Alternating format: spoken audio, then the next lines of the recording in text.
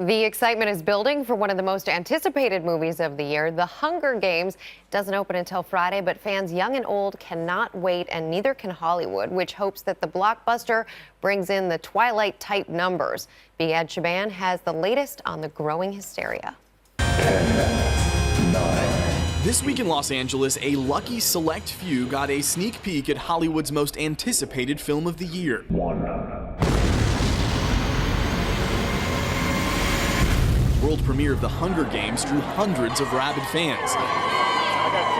Many camped out for more than a day. I'm excited. I'm excited to see how it plays out. The time has come. The story takes place in a futuristic North America, where an oppressive government forces teenagers into mortal battle in an annually televised fight to the death. And I was a huge fan of the books and of Suzanne Collins, the creator of this entire pandemonium and like that whole thing over there. The movie is an adaptation of the best-selling book trilogy. With a trio of emerging stars and a projected opening weekend of at least $100 million, The Hunger Games could top the blockbuster Twilight saga. With its stars everywhere, from the red carpet to the cover of magazines, The Hunger Games looks like the meal ticket for a Hollywood starving. Make sure they remember you. For a hit. For CBS This Morning Saturday, I'm Biad Shaban in Los Angeles.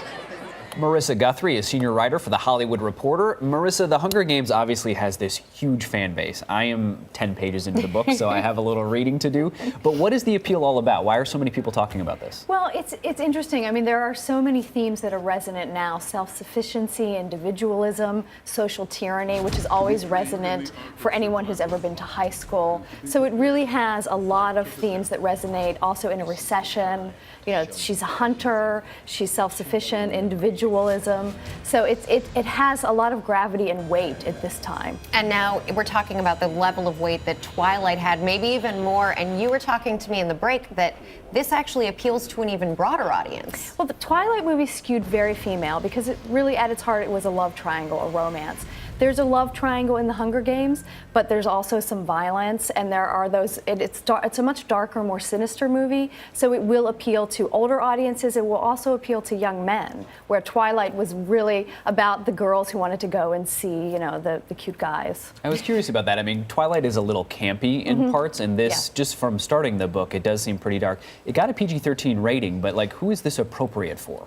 Well, the book is more violent than the movie. They did tone down the violence in the movie. They needed that PG-13 rating because they do want teenagers to get into the seats. They also got a lot of big names involved: Elizabeth Banks, Woody Harrelson, Lenny Kravitz. But there's a lot of talk that maybe this is going to be more about the breakout stars, the young people who are starring in this film that we haven't heard a lot about in the past. Right. I mean, certainly Jennifer Lawrence has had her breakout film in Winter's Bone, but that was an indie. This is going to be huge for her. This is going to give her millions of new fans. And Josh Hutcherson and Liam Hemsworth are unknowns. And so they are going to be the breakout stars of this film. The other star of this, of course, is the author, Suzanne Collins. She's this suburban mom from Connecticut, which I just think is fascinating. How is she kind of handling this tidal wave that this movie is now going to create? Well, it's interesting. I mean, she wrote The Hunger Games as a comment on her distaste for media and for reality television. And here she is in the middle of this media storm.